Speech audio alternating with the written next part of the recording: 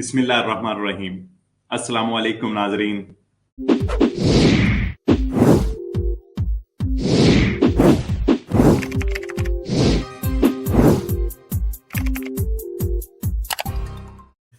زراعت کے بونس کے بارے میں ہم بات کریں گے۔ آپ کے بہت سارے سوالات آ رہے تھے، تو اگلے سیشن میں ہم زراعت کے بونس کی بات کرتے ہیں۔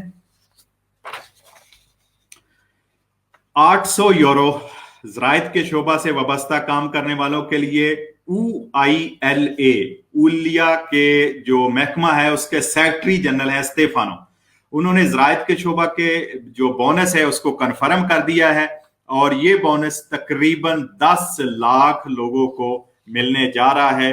اور اس میں کچھ اپڈیٹس وہ ہیں، غور سے سن لیں۔ زراعت میں کام کرنے والے جتنے ورکر ہیں، زراعت کے شعبہ میں کام کرنے والے یا جو مالک ہیں، جو جن کی زراعت کی کمپنیاں ہیں، کوپراتیویں ہیں، ایجنسیاں ہیں، ان کے لیے جس نے سال 2020 میں کم از کم 50 دن کام کیا ہوگا زراعت کے شعبے میں، تو ان لوگوں کے لیے یہ جو ہے بونس وہ اس کے اہل ہوں گے۔ اور بونس کی رقم جو ہے یہ 800 یورو رکھی گئی ہے۔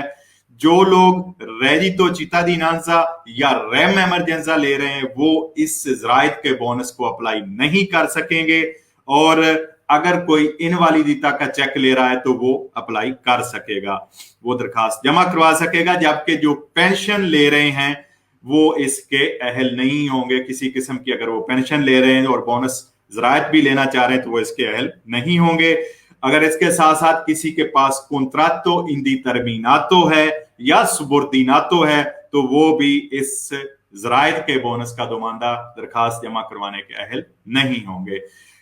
پیسکا کے جو کہ دئی ترمیناتو کنتراتو والوں ہیں زراعت کے شعبے میں، جو محدود مدت کے کنتراتو والے لوگ ہیں، وہ اس دوماندہ سے فائدہ اٹھا سکیں گے۔